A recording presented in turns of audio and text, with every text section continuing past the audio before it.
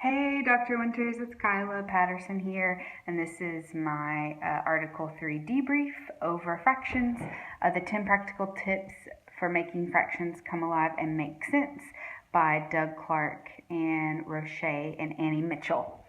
So just like the quick summary of this article, and this is really kind of how I feel about fractions, that I love that this article addresses the way that I really feel about them, and that I find fractions both challenging and confusing even in adulthood, and I find them difficult to teach, and I believe it's because we try to box in the fractions instead of giving them different ways to be represented. Which I thought the article did a great job in talking about fractions in more than just, 5/3 or 1/2, and representing them in different ways. So I really thought this was such a great article.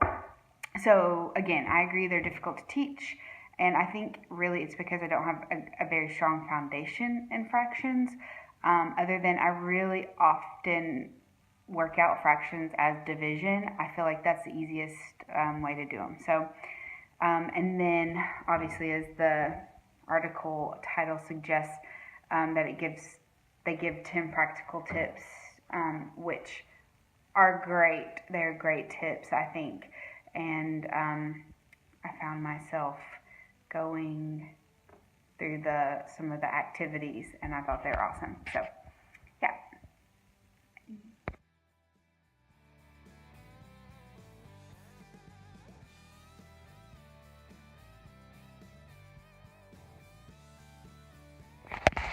Alright, so that was my first quote that I chose, that fractions are difficult to teach and to learn, but they should not be viewed as a lost cause.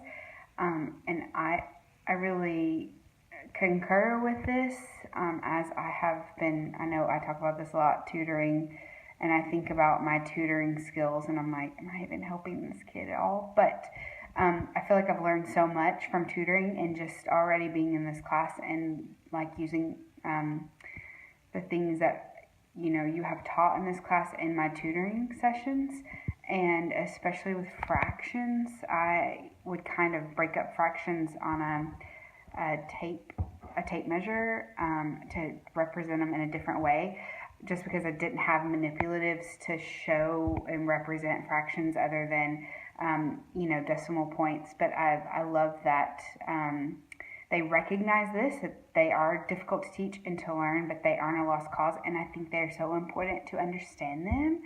So I just thought that was a great quote that I pulled out of the article.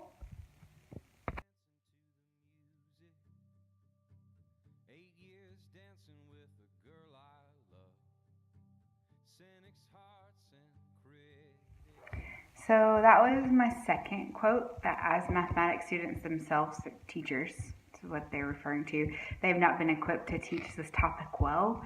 And again, that's just kind of that overall theme really in the introduction of this article and as they went through this article. And I think that's so true. I even think about my education, and I had some great math teachers in 8th grade and my freshman year of high school and sophomore year and junior year.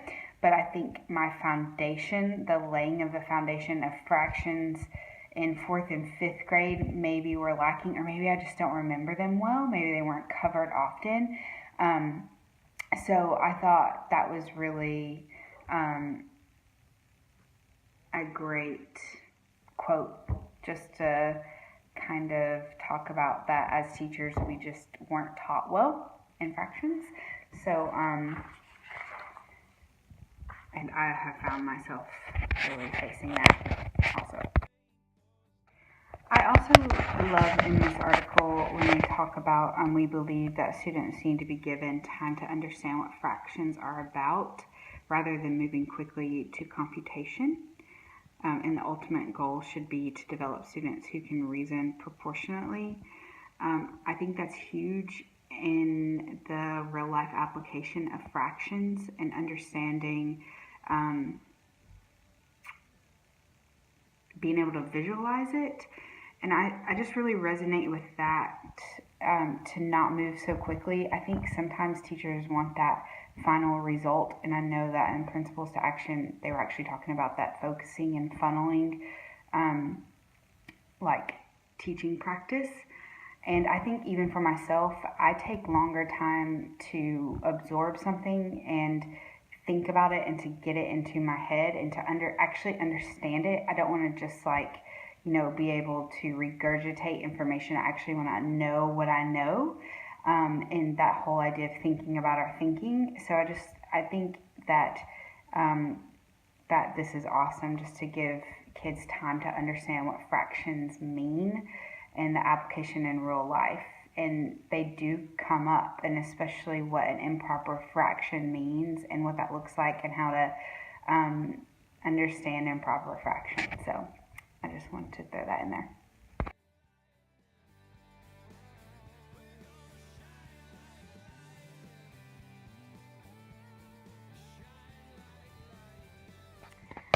My third quote was actually from the conclusion, which is, "We are confident from our experience in professional development settings that these ideas and suggestions have great potential for making fractions come alive and make sense in middle years." And I think that is really important for educators to learn how to better teach fractions and also not teach misconceptions with fractions, which I think that this article greatly addresses. And I love that this article also recognizes the challenges teachers face in teaching fractions, but also gives us the practical tips. And I will say, as I went through it, I found some of the tasks kind of challenging. The which is larger fractions I went through, and I had to double check myself on a couple of them. And the other thing I found really interesting was the comparing the 5/6 to 7/8, because initially my very first thought was, oh, they're the same because they need just one bit to make the whole, which is what the article actually says. But then as I looked back on it, I thought, no, that's incorrect. That's incorrect thinking. And I think I was a kid, a student in that moment, but it took me a minute to go back to think about residual thinking, and that actually 7/8 is larger because it needs an eighth to make it a whole, as opposed to it needing a sixth. So I don't know, just thought this was really a great article, and I will use this in tutoring fractions, and also I want to make a suspension bridge because I thought that was really cool. So anyways, I think this article is great. Thanks for watching. Bye.